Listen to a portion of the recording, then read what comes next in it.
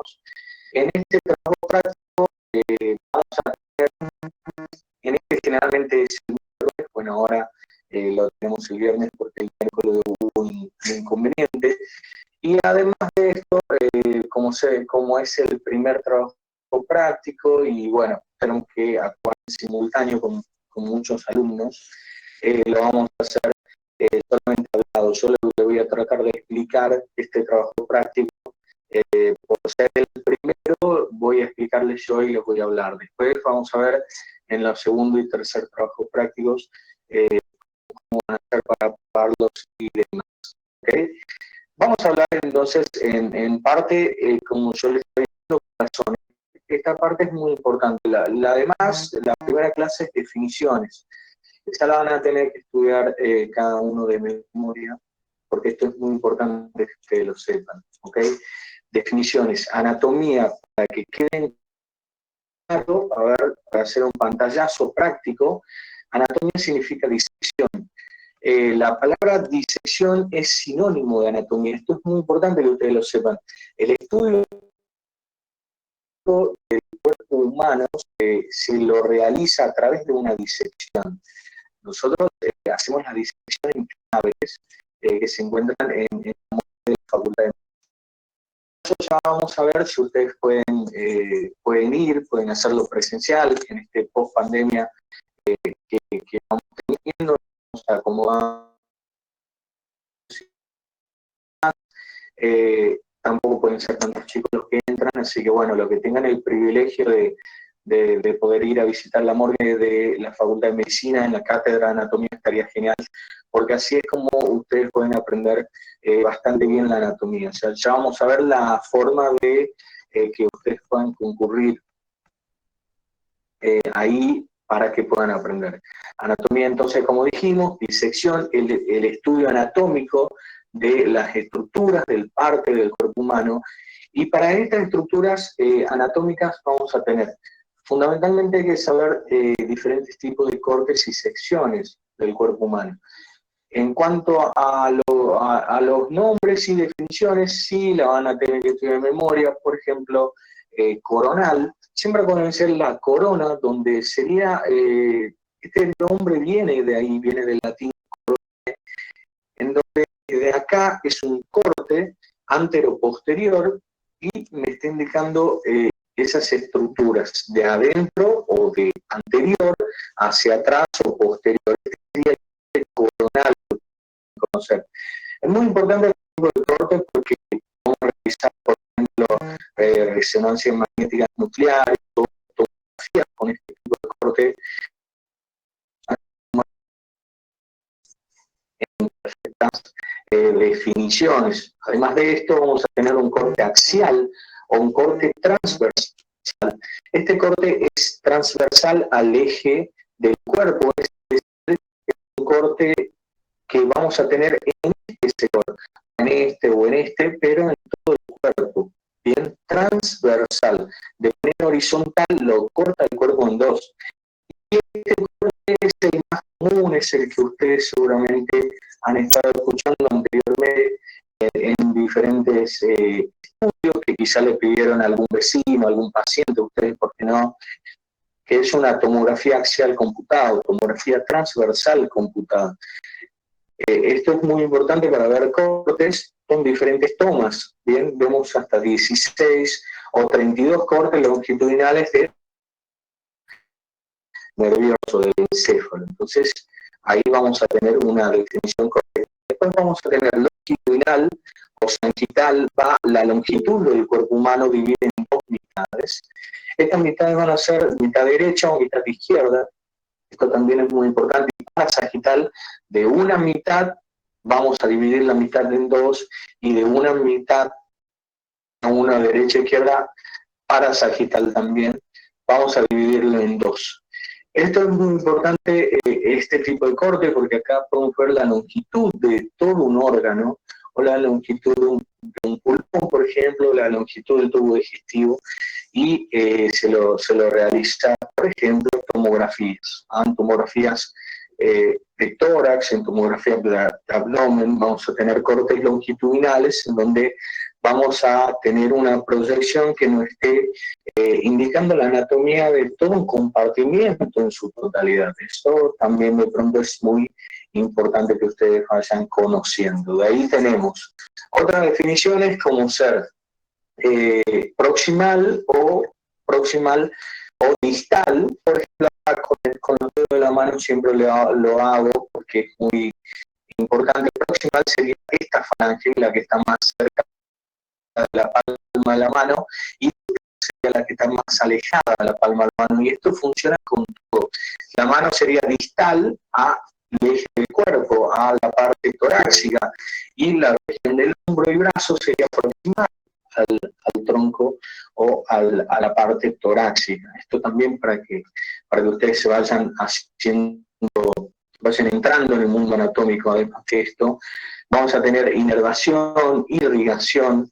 Irrigación tiene que ver con todo el tema sanguíneo, inervación tiene que ver con el tema nervioso, y algunas que otras definiciones que quedaron ahí. Por ejemplo, fisiología es el estudio de las funciones anatómicas. En este caso, nosotros lo que vamos a hacer es una unión entre anatomía y fisiología.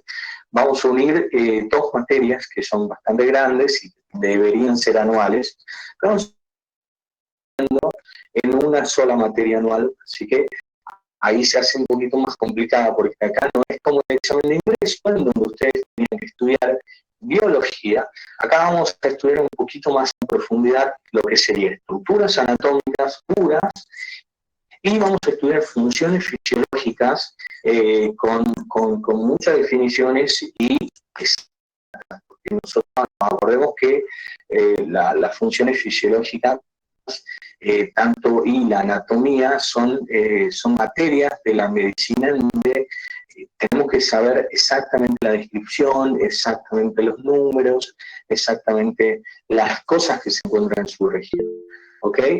Perfecto. Eso con la parte de número 1, célula, la clase número 1, células, seguramente ustedes saben mucho porque se estudia mucho para el ingreso. Y vamos a hablar a lo importante, a lo que queremos que ustedes se introduzcan en el aparato cardiovascular. El aparato cardiovascular es compuesto por un órgano central, el más importante de todos, junto con el cerebro, que se va a llamar corazón. Este órgano es un órgano muscular. El músculo del corazón se llama miocardio y es un músculo estriado, pero es totalmente involuntario, a diferencia de los músculos estriados, por ejemplo, que se encuentran en los miembros tanto superiores como inferiores. Son músculos estriados totalmente voluntarios, como ser músculos esqueléticos. En este caso vamos a tener un músculo que se comporta como un músculo liso. Esto quiere decir que el corazón late por sí solo a través de un sistema llamado sistema cardionéctor. Pero antes de introducirnos a cómo late el corazón, vamos a tener que saber que el corazón se encuentra ubicado en el centro del cuerpo, en una región centrotorácica llamada mediastino, parte media del tórax. Y esto sí quisiera que vayan anotando ustedes con una lapicera en algún lugar. Todos los 180 chicos que me están escuchando, que no los puedo ver, en algún momento los voy a ver. Vamos a hacer una clase presencial, así que ustedes pueden conocerme y yo también, podemos interactuar mejor.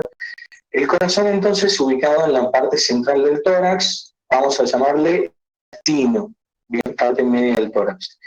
Acá lo que nos estaría interesando también son las relaciones del corazón, de este órgano. Hacia adelante, las relaciones que vamos a tener van a ser el esternón. El esternón, ese hueso plano, estaba formado por tres componentes: el componente manubrio esternal, cuerpo esternal, la parte media, y apófisis sigmoides en la parte baja. Además de esto, las costillas también, de la 1 a la 5, van a estar limitando con el corazón en la parte anterior. Esto es muy importante porque estas estructuras óseas lo que hacen es proteger al corazón. Esa es la función que tienen. Por ejemplo, ante un golpe, por ejemplo, ante una contusión, vamos a tener una protección bastante importante del corazón, por lo menos en su parte media también. Ese sería el centro de la caja torácica, ¿ok? De acá estoy hablando. Perfecto. Una vez que tenemos conocimiento entonces de la relación anterior del corazón, vamos a tener que saber las relaciones laterales. El corazón lateralmente se relaciona con los pulmones, pulmón derecho hacia la izquierda, hacia la derecha, perdón, y pulmón izquierdo hacia la izquierda. ¿Ok? Como el corazón tiene una disposición del puño cerrado de una persona y en esta disposición, o sea que se encuentra un tercio hacia la derecha y 2/3 hacia la izquierda, pero en su parte central no es de todo exacta la definición de gente que se señala la parte izquierda del corazón, porque solamente el 2/3 se encuentra en la parte izquierda, que acá estamos limitando con el ventrículo izquierdo, que llega casi al 2/3 de la parte izquierda, cerca de la aureola del pezón izquierdo. Hay un poquito más hacia abajo y de ahí sube. Con esa forma que ustedes ya deben conocer, triangular, de pirámide truncado con base hacia arriba, ¿ok? Justo el mano puño de la persona. Entonces, si nosotros sabemos esto, sabemos las relaciones laterales y las relaciones anteriores, lo único que nos estaría quedando es la relación de atrás, abajo y arriba, ¿bien? Porque nos movemos en espacios tridimensionales. Hacia abajo vamos a tener el diafragma. Acá es donde se asienta el corazón. El músculo diafragma es un músculo transversal, que ya saben la definición de lo que sería algo transversal, que es un músculo que corta la parte torácica con la parte abdominal, justamente en este sector. Va a ser un músculo divisorio, es un músculo bastante plano que tiene diferentes agujeros por donde pasa, por ejemplo, el esófago. Entonces acá es donde el corazón se asienta sobre este músculo, ¿bien? La cara inferior del corazón. Y si nosotros vamos a las relaciones que vamos a tener hacia atrás del corazón, vamos a tener con el esófago y más hacia atrás con la columna vertebral dorsal. Columna vertebral es una estructura que vamos a tener que protege la médula espinal. De ahí salen los nervios, en la estructura, en la parte ventral o en la parte posterior del cuerpo humano. Columna vertebral está formada entonces por cervical, 7, dorsales 12 y lumbares 5 y sacrocoxigias, que es una sola estructura. Todo eso nos da alrededor de 33 vértebras. Y dentro de esto, la caja torácica solamente va a contener 12 vértebras dorsales. Así es donde se va a relacionar en la parte posterior del corazón. No llega a tocarse. Lo que sí llega a relacionarse íntimamente es con el esófago. ¿Ah? Y justamente es una pregunta de examen, se relaciona con la aurícula izquierda con el esófago, casi tocándote. Esa es la relación. Por eso muchas veces cuando vamos a tener insuficiencia cardíaca, por ejemplo, o algún agrandamiento de aurícula izquierda, una miocardiopatía chagásica con aumento de la aurícula, del tamaño de la aurícula izquierda, vamos a tener una disfagia. ¿Por qué? Porque llega a empujar y tocar el esófago, comprimiéndolo e impidiendo el paso del bolo alimenticio a través del esófago. Entonces, en los pacientes quizás muchos llegan a debutar con disfagias y algunos trastornos alimentarios. Entonces, hasta ahí ya tenemos, si hacia arriba el corazón se va a relacionar íntimamente con los vasos que salen, porque si nosotros vamos a ver que en el corazón entonces es una estructura que va a estar formada por 4 cavidades, 2 aurículas y 2 ventrículos, y salen de ella 2 vasos sanguíneos, entran 2 a la aurícula derecha, 4 a la aurícula izquierda, y salen del ventrículo izquierdo un vaso sanguíneo y del ventrículo derecho un vaso sanguíneo. No salen hacia arriba, y el vaso sanguíneo más importante se llama llama arteria aorta. Cuando nace hacia arriba, sube de manera ascendente y hace un callado. En este callado brinda 3 ramas: tronco brachiocefálico derecho, subclavia izquierda y carótida, un poquito antes, carótida primitiva izquierda. Cuando hace este callado, todo eso que le estoy contando es la relación que tiene el corazón hacia arriba. Es esta base del corazón que va a tener que relacionarse con eso, con los vasos sanguíneos, con el callado de la aorta, ¿okay? Con el tronco de la arteria pulmonar, porque cuando nace del ventrículo derecho se va a dividir en 2, arteria pulmonar derecha y arteria pulmonar izquierda, obviamente como ya conocen, llevando sangre carbo-oxigenada. Por eso muchas veces que es de color azul, ¿ok? Perfecto. Voy un poquito más rápido porque ya conocen esto, ya le dijimos en la clase teórica, ya lo aprendieron en el SIU, quizá no, después me cuentan, ya vamos a ir viendo y demás. Entonces, hasta ahí tenemos el concepto clave del corazón. Corazón, definición. ¿Dónde se encuentra? ¿Qué es? ¿Qué órgano? ¿Qué función tiene? Esta función de bombear sangre, esta función de receptora de sangre, o sea, recibe sangre y la eyecta. Es muy importante. Las relaciones del corazón, hacia adelante, hacia atrás, abajo, arriba y hacia los laterales.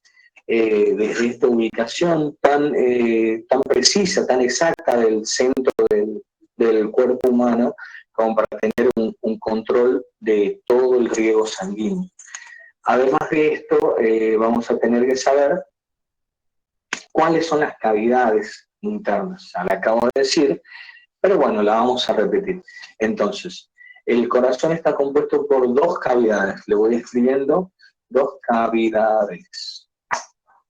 2 cavidades arriba que se van a llamar aurículas. ¿Bien? Y 2 cavidades abajo que se van a llamar ventrículos. Sí.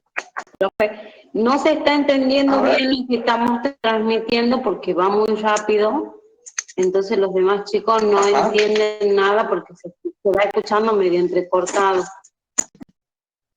Se escucha entrecortado y me pongo el micrófono acá. Exacto, ¿ahí se escucha mejor? Hola, perdone. Sí, ahora se escucha mejor. Perfecto, excelente, bueno. A ver. Estoy con la comisión 27, no se puede conectar mi otra compañera para transmitirle a los chicos. Comisión 27, bueno, perfecto, después me avisan, después ustedes me dan... Bueno, gracias. Listo, continuamos entonces. Ahí se escucha mejor, ahí tengo el micrófono al lado, ahí se va escuchando mejor. 2 cavidades, aurículas y ventrículos. En el caso de las aurículas, perfecto, las aurículas van a ser 2 cavidades que van a tener una presión casi de 0, una presión muy baja. Esto quiere decir que las aurículas se llenan de sangre y son los primeros, es la primera cavidad del corazón que se llena de sangre. Por eso siempre hablamos que en el ciclo cardíaco, este ciclo cardíaco que dura 0,8 segundos, que está compuesto de una sístole y de una diástole, va a estar formado en una primera instancia por una diástole auricular. Entonces, corazón, 2 funciones, diástole y sístole, ¿ok? Esas son las funciones del corazón. En la diástole del corazón, lo primero que se produce es el llenado de sangre de las aurículas. Y este llenado de las aurículas de sangre se va a llamar diástole auricular. Se llena de sangre tanto de las venas cavas inferiores y superiores, de la parte derecha del corazón, toda la llegada de sangre venosa a la aurícula derecha, sangre carbo-oxigenada, y vamos a tener una parte que se va a llamar aurícula izquierda, en donde se va a llenar de sangre de las venas pulmonares. Acá se llena de sangre oxigenada de las venas pulmonares provenientes de el pulmón derecho y 2 venas pulmonares provenientes del pulmón izquierdo. Allí se llenan de sangre entonces las aurículas. ¿Ok? Perfecto. Una vez que se llenan de sangre las aurículas, luego obviamente tienen que contraerse. Bien, se llena de sangre, se contrae. Esa es la función del corazón. Cuando se contrae, se produce la apertura de las válvulas. Estas válvulas que ya la vimos en las clases, en la clase teórica anterior, la explicó el doctor por ser solamente el primer práctico. En estas válvulas que se abren, se van a abrir tanto la válvula mitral, que es en la parte externa del corazón, como la válvula tricúspide en la parte derecha del corazón. Tricúspide porque tiene 3 componentes valvulares. Bicúspide tiene 2 componentes valvulares. La tricúspide une la aurícula derecha con el ventrículo derecho. Una vez que se abre la válvula, me permite el paso de sangre de la aurícula derecha hacia el ventrículo derecho. Si se abre la válvula mitral, va a permitir el paso de la aurícula izquierda al ventrículo izquierdo. Es así entonces como se va a producir en una segunda etapa una sístole auricular. Y luego vamos a tener apertura de las válvulas, aurículos ventriculares y finalmente la diástole ventricular. Esta diástole ventricular es el llenado de los ventrículos. Yo lo hago con las manos, así ustedes pueden entender. Estos son los ventrículos que le estoy haciendo y este es el llenado. Se llena de sangre todos los ventrículos, tanto ventrículo derecho como ventrículo izquierdo, y una vez que se llenan de sangre llegan a un volumen de estiramiento ventricular, se produce la eyección, se produce la sístole ventricular.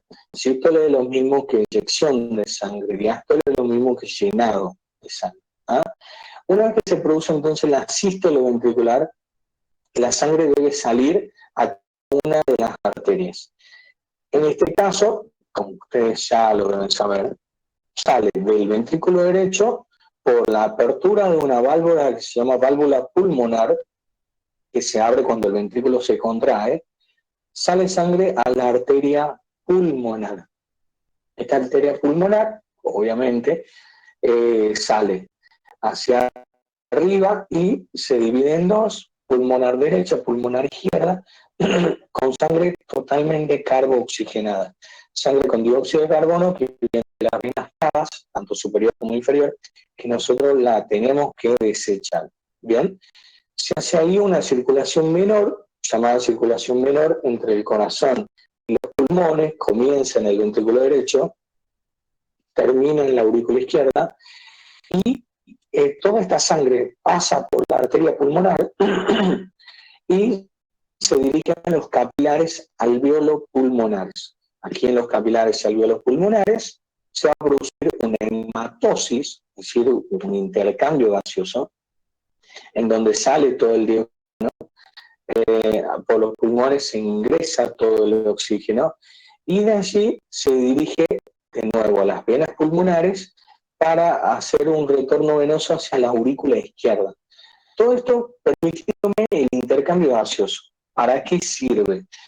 Que puede ser una pregunta para ustedes. Entonces, esto nos serviría para desechar el dióxido de carbono, que se eliminaría por exhalación, por expiración, y ingresar el oxígeno del medio ambiente, que ingresaría por la inspiración. Esto es muy importante para la vida, porque nosotros sin oxígeno no podemos vivir. Entonces necesitamos el oxígeno, la concentración de oxígeno, para que se produzca el intercambio celular y las células puedan producir su función, que es la de producir energía en forma de ATP. Entonces, regresa toda la sangre, por eso se llama circulación menor, porque actúa entre el corazón y los pulmones, y luego regresa la sangre hacia la aurícula izquierda. Clara, ¿ok? En la aurícula izquierda, entonces, vamos a tener la circulación mayor, entonces se llena la aurícula izquierda de sangre, se abre la válvula auriculoventricular, en este caso izquierda, llamada mitral, se llena el ventrículo de sangre, se contrae y se abre la válvula aórtica, y luego finalmente pasa sangre a la arteria aorta. Este paso de sangre hacia la arteria aorta me estaría indicando la circulación mayor, el comienzo de la circulación mayor en este ventrículo izquierdo. Esta circulación mayor es muy importante porque se dirige a todas partes del cuerpo, ¿ah? Como las estructuras de abajo, estructuras de arriba, estamos hablando de cabeza, cuello y miembros superiores, y las estructuras de más hacia abajo, cuando la aorta se dirige a descendente y aorta abdominal, antes de su división en ilíacas externa e interna, para producir la irrigación de todos los órganos, tanto torácicos como abdominales. Irrigación con sangre rica en oxígeno. Acá se dirige con diferentes ramas de la arteria, o sea, ramas de la arteria son subdivisiones de la arteria que van a tener seguramente el mismo nombre de los órganos, inclusive, bueno, cuando ya vemos la clase de angiología, vamos a hablar bien de todas las divisiones de la arteria aorta. Bueno, para que ustedes vayan conociendo, se va a dividir en las arterias, por ejemplo, la arteria renal, y acá esta arteria es una división, una subdivisión de la arteria aorta, y se va a dirigir con cerca de un 25% del flujo que trae la arteria aorta hacia la parte del órgano renal, tanto el riñón derecho como el riñón izquierdo. Y esto es muy importante porque si mantiene un 25% del flujo sanguíneo, o depende de un 25% del flujo sanguíneo la irrigación del riñón, imagínense lo importante que es en el tema de la presión arterial y cómo se regula, cómo es un mecanismo íntimamente relacionado del corazón con el riñón en la regulación, en el control de la presión arterial. Por eso muchas veces, si tenemos pacientes, o ustedes el día de mañana, cuando se reciban van a tener pacientes que van a ser hipertensos y le van a tener que tomar la presión muchas veces, y esto se produce, la toma de presión de muchas veces, se produce por un mecanismo que justamente van a tener los pacientes hipertensos, que es un flujo renal alterado.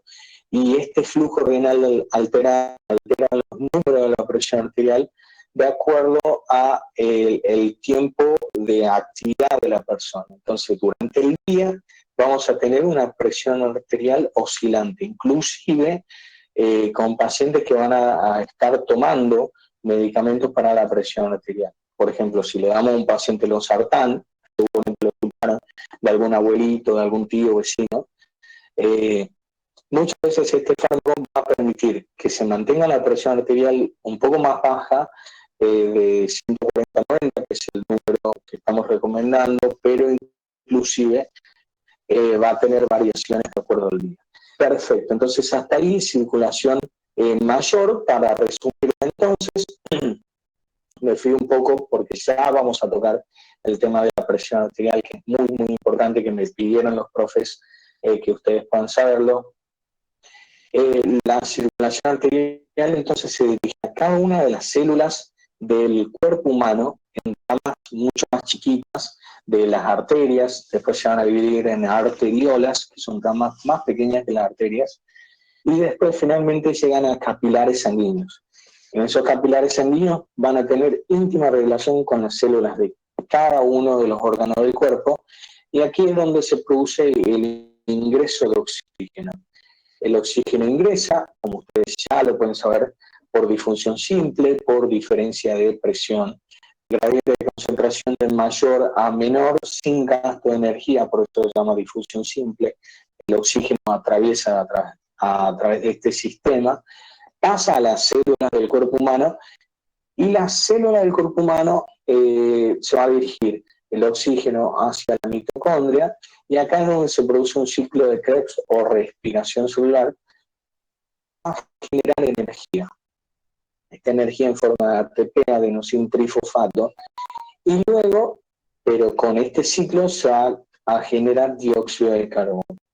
Todo este dióxido de carbono se va a dirigir a las vénulas del cuerpo humano, que luego se van a unir o confluir en grandes venas del cuerpo humano, que van a ser venas inferior, recibe sangre venosa de todos los miembros inferiores, genitales y región abdominal, y luego vena cava superior, que recibe sangre de todas las regiones de la cabeza, cuello y miembros superiores, que finalmente van a desembocar en la aurícula derecha, con una presión muy cercana al cero. Esto es muy importante porque todo este dióxido de carbono que generó la célula en esa respiración celular debe irse, debe salir del organismo porque es un desecho, y como todo desecho lo debemos eliminar. Es tóxico si se encuentra en concentraciones aumentadas, entonces la forma de eliminarlo es esta. Es el circuito del corazón derecho o circuito de circulación menor. Esa es la función que va a tener el corazón para eliminar todo este dióxido de carbono. Entonces, por un lado, para resumirles, por un lado, circulación menor, porque les vamos a preguntar, circulación menor entonces sirve para fundamentalmente hematosis, intercambio gaseoso, sale el dióxido de carbono, ingresa el oxígeno. Función de la circulación mayor, oxigenar todas las células del cuerpo humano, es decir, introducir oxígeno a todas las células del cuerpo con eliminación del dióxido de carbono que regresan por las venas cavas superiores o inferiores. Perfecto. Una vez que entonces tenemos entendidos lo que sería definición del corazón, lo que sería partes, cada una de las partes del corazón, ventrículos, aurículas, vasos que ingresan, vasos que se van, la función del corazón, circulación menor, circulación mayor, cada una de las relaciones donde se encuentra el corazón. Y fundamentalmente para que ustedes ya están más o menos entendiendo la importancia de este órgano. De este órgano que va a estar constituido o formado por 3 capas. La capa más interna, la capa que está íntimamente relacionada con los vasos sanguíneos, con la sangre que ingresa al corazón, se va a llamar endocardio, para que ustedes la vayan anotando. Entonces, endocardio, capa interna del corazón. Muchas veces esta capa del corazón se producen rugosidades, y en esas rugosidades, cuando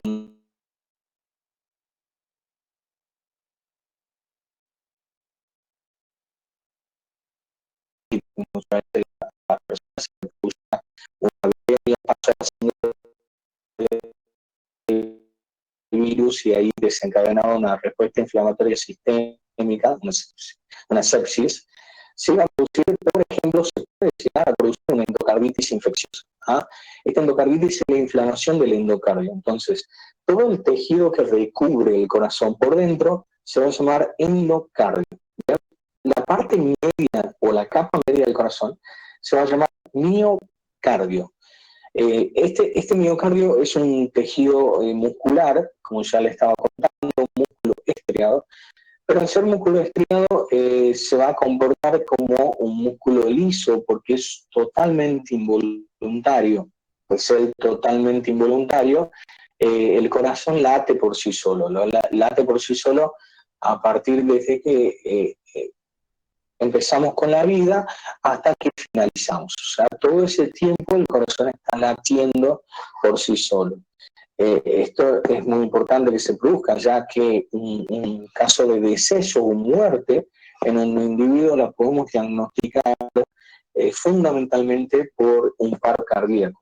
El corazón deja de latir, inclusive si hay muerte cerebral y el corazón sigue funcionando, el individuo técnicamente sigue con vida. Pero en medicina legal nosotros hablamos que para que el individuo muera, verdaderamente va a tener que tener un paro cardíaco. Inclusive con un paro cardíaco el individuo puede ser reanimado. Muchas veces ustedes vieron reanimación cardiopulmonar, RCP y demás, en donde a las personas se las revivía o se hacía que lata de vuelta el corazón. inclusive no volviendo a la conciencia, pero si late el corazón, listo, ya está con vida, lo internemos, le pongamos oxígeno y demás. Y este caso entonces me está indicando que el corazón va a ser la estructura que va a definir entre la vida y la muerte. Más una persona pues con la circulación sanguínea aproximadamente 6 a 7 minutos. Esta es la regla de oro. Ustedes cuando se puedan recibir, quizás muchos profesionales, enfermeros profesionales y muchos otros van a ser licenciados. Bueno, nosotros los apoyamos el día de mañana para que ustedes sean licenciados y puedan trabajar en la parte que más les gusta de la salud o alguna especialidad dentro de la licenciatura. Van a poder comprender que si hacen emergencias en enfermería, van a tener que saber que si un individuo viene con un paro cardíaco, van a tener 6 a 7 minutos. Por eso se dice o 6 o 7 minutos, porque esa es la etapa que dura el riego sanguíneo sin latir el corazón. Entonces es un minuto de oro en donde el paciente puede definir si se muere ya definitivamente o lo podemos salvar con una RCP bien realizada, que puede ser básica o avanzada, pero si la realizamos de una manera adecuada, vamos a poder estar salvando la vida del paciente. ¿Ok? Hasta ahí entonces la sabemos. Estructura miocárdica. Y después finalmente el pericardio. El pericardio vamos a tener 2 capitas: pericardio visceral en contacto con el corazón, parietal en contacto con la pared torácica, y entre ambas un líquido que se va a llamar líquido pericárdico, es muy poco líquido, que vamos a tener solamente para que el corazón cumpla su función de diástole y sístole. Diástole llenado de sangre, sístole contracción o expulsión de sangre. Bien, hasta ahí entonces tenemos cada una de las funciones. Yo le expliqué el ciclo cardíaco. Este ciclo de sístole, auriculares y diástoles dura 0,8 segundos. Este es muy importante que ustedes sepan este número, porque eso es lo que dura el ciclo cardíaco, y cada ciclo cardíaco es un latido del corazón. Vamos a poner una fórmula acá en el chat. Esta fórmula del gasto cardíaco yo quiero que ustedes la sepan bien. Gasto cardíaco es igual a volumen sistólico por frecuencia cardíaca. Bien, ahí le pongo en el chat para que ustedes lean. Este gasto cardíaco ustedes lo van a tener que estudiar en memoria. A ver, volumen sistólico es el volumen de sección del ventrículo izquierdo. El volumen de sección del ventrículo izquierdo es muy importante.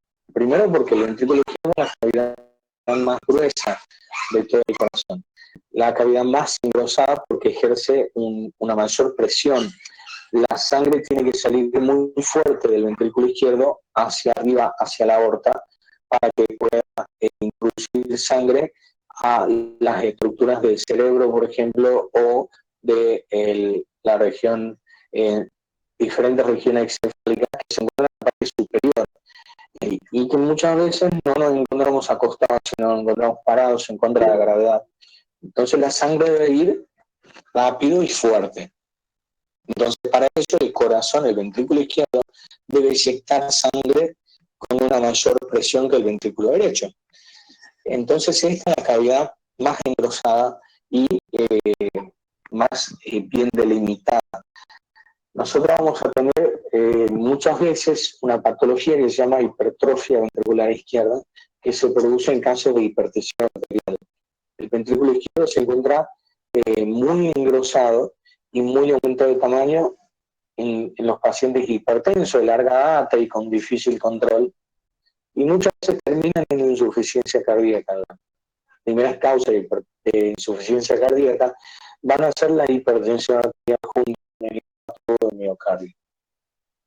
Entonces, hasta ahí para que sepan la importancia del ventrículo izquierdo. Este ventrículo izquierdo entonces se inyecta sangre por por apertura de la válvula aórtica a toda la aorta. Este volumen de eyección o volumen sistólico va a ser de 70 mililitros. Estos 70 mililitros pueden variar, puede ser más o menos, pero generalmente 70 mililitros. Si vamos a tener un ventrículo izquierdo bastante engrosado, bastante aumentado de tamaño, vamos a tener mucho más que 70 mililitros. Vamos a estar indicando una insuficiencia cardíaca además. Y luego tenemos, pero como promedio, 70 mililitros.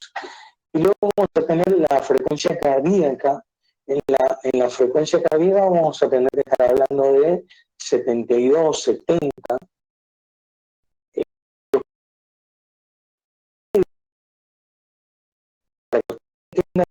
Y vamos produciendo normalmente de 60 a 100 veces. Estamos hablando de un normal de hasta 100. Si hay más de 100 veces por minuto, vamos a estar hablando de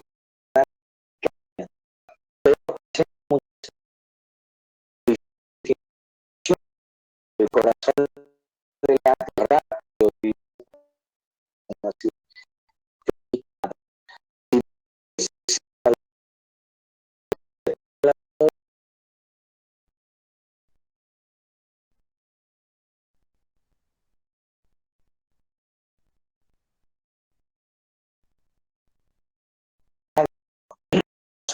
un ejercicio físico o esas, nosotros podemos estar en taquicardia, podemos estar en aumento de la frecuencia cardíaca normal y aumenta también un poquito la presión, pero después disminuye rápidamente cuando dejamos de hacer el ejercicio y como es sin dolor, es totalmente normal.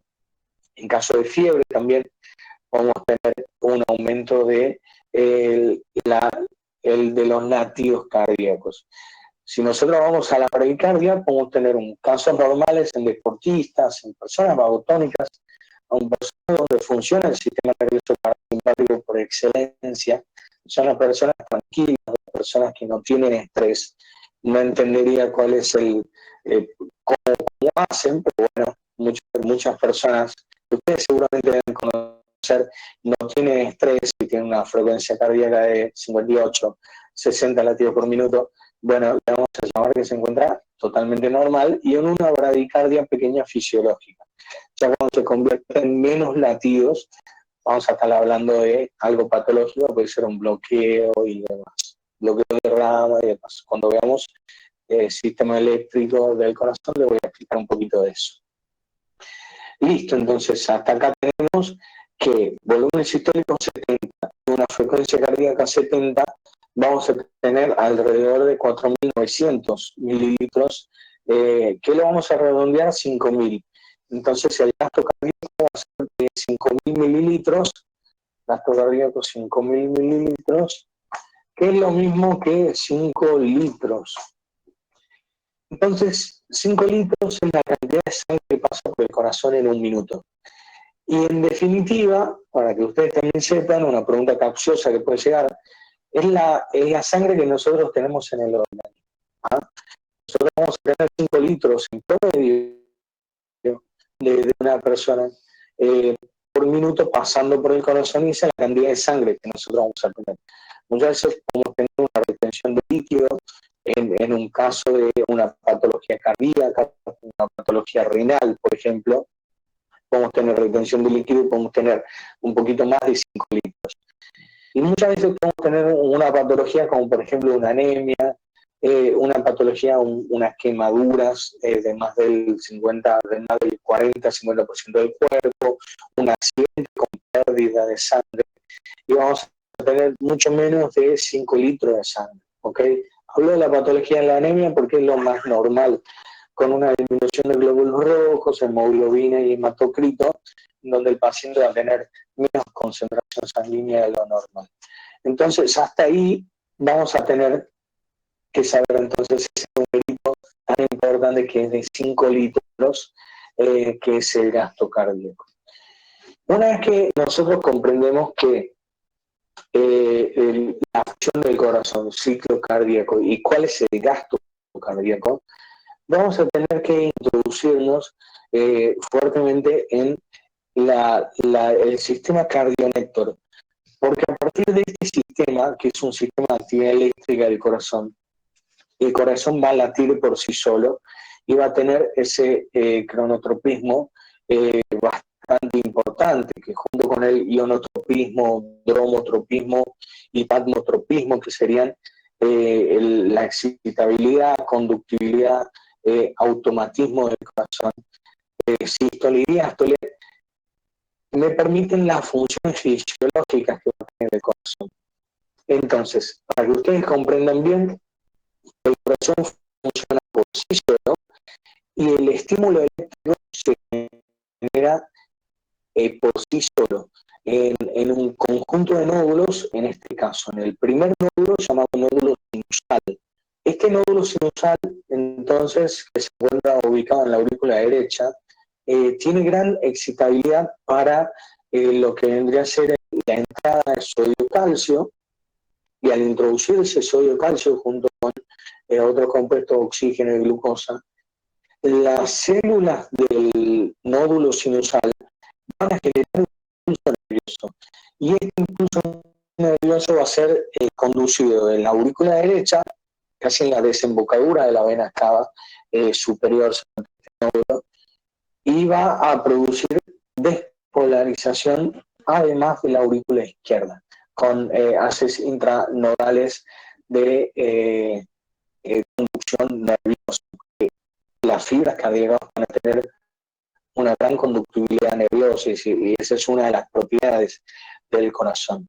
Despolarización, sinónimo de contracción, sinónimo de sístole.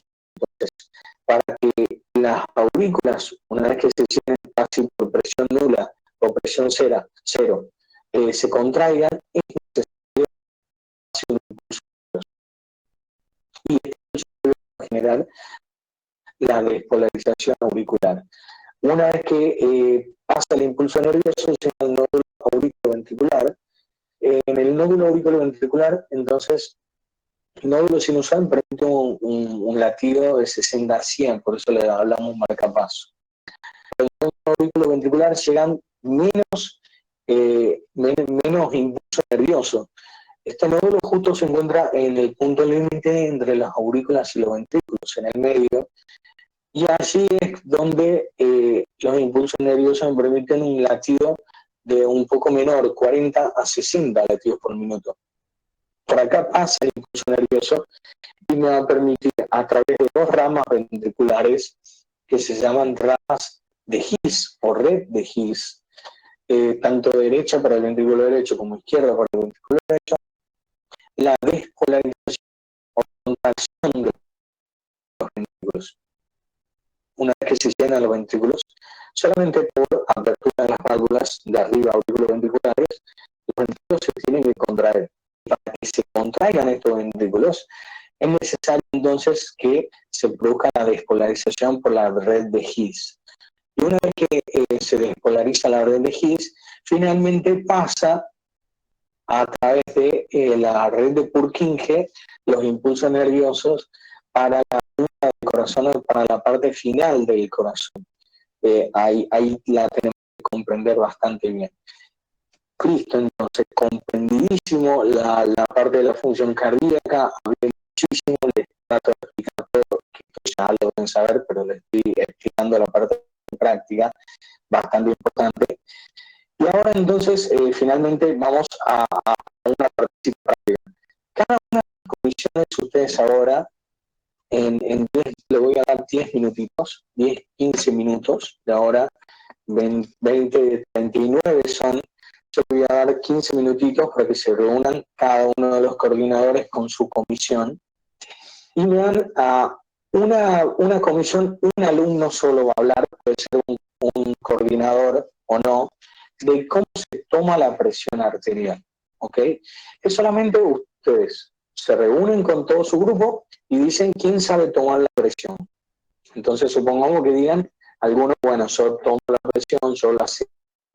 Bueno, perfecto. Estudiemos entonces o decímela cómo se tomó la presión y así van a poder estar bien preparados para esta parte práctica y vamos a tener aprobado el trabajo práctico. Listo, chicos, le doy 15 minutitos para que se puedan reunir y van a tener 1 o 2 chicos por comisión que más o menos explique cómo se toma la presión. Y ahí yo les voy a estar explicando cada una de las cosas y los que vayan terminando se van desocupando. Esto es para que ustedes aprendan el mecanismo de presión arterial, cómo se toma la presión arterial, y el día de mañana la van a hacer un montón. Y la parte práctica de la anatomía y fisiología que es bastante linda y le va a gustar. Listo, 10-15 minutitos con los coordinadores y volvemos, ¿ok?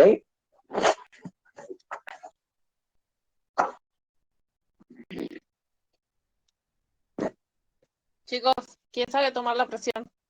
Chicos, Sí, profe. Yo sé tomar la presión. perfecto. Espera que ¿Están todos? Francisco, espera. Guillermo, Joan. Sí, sí, profe. Perfecto. Sí, profesor. Excelente. Sí, soy de la comisión 21, no pude entrar a la coordinadora, entro yo por eso. Bueno, excelente, excelente, perfecto. Listo, entonces, 15 minutitos de nos la vemos. comisión 21. Bueno, chicos, ¿están ahí?